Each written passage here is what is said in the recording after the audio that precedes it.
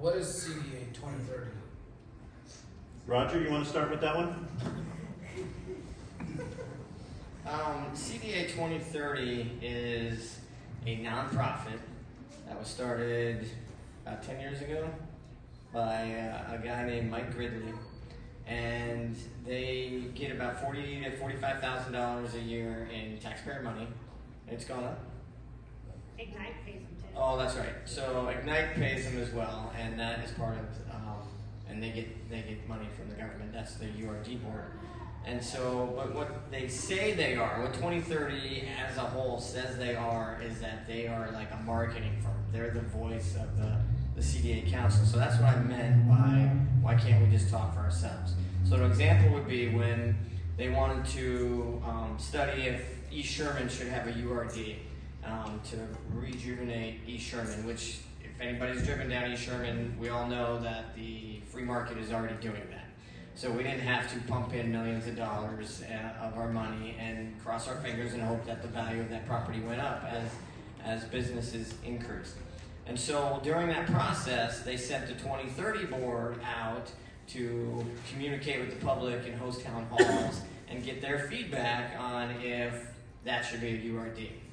And again, why can't the city council just go out and talk to the public themselves? Now, when you look at the URD board, it is full of environmentalists, developers, bankers, anybody that would profit off of that type of development. And when they do meet, we don't get to go to their meetings. They don't follow open meeting laws. And they have a lot of influence. One of the current city councilmen sits on their board now, and so they're going to have a lot of influence on zoning changes, the URD approvals, and the Planning and Zoning Committee listens to them quite a bit. And so, you know, it's pointless. It's just pointless to even give them money. If they want to stay a nonprofit and do their own thing and do their own research on development, that's great. But they have no place in our government. It's all part of the confusion, because when you hear Envision, Ignite, CDA 2030, Agenda 21, which is the UN colonialization of the United States, where they're going to tell small towns how to zone our communities for growth. They're all connected. It's kind of confusing on purpose.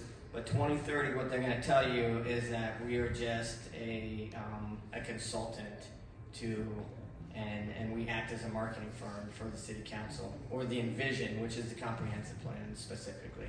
And like I said, it's pointless. We shouldn't be paying them for anything. And if it looks like it's corrupt and it smells like it's corrupt, it's probably corrupt. And, you know, why do you have 20 plus board members for, I've done event planning, I can do it with 2 or 3 people, and I can go talk to the public by myself. I don't know why they have 20 board members full of bankers and developers and environmentalists and stuff like that. And so they have an agenda that nobody really knows because we're not allowed to go to their meetings. Elaine or JD, you guys want to say something on this?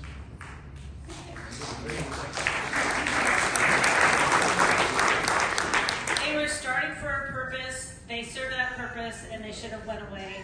And now basically city staff are trying to find reasons to keep them on.